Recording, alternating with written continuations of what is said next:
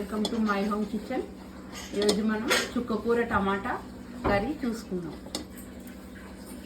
Stove పైన pan పెట్టేసి oil వేసుకుందాం.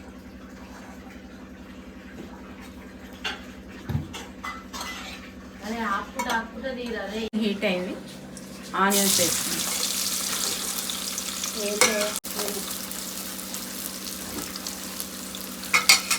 ఆనియన్స్ ఫ్రై అయిపోయినాయి.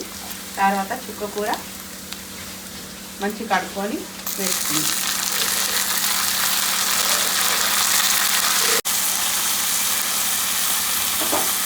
ఉప్పు,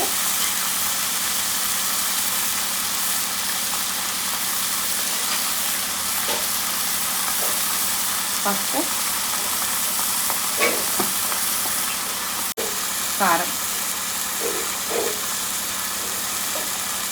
ఒకసారి మంచిగా కలుపుకోవాలి. తర్వాత టమాటాలు కూడా వేసేసుకుందాం. కొంచెం ధనియాల పొడి, మెంతుల పొడి కలుపుకొని 10 నిమిషాలు మూత పెట్టాలి.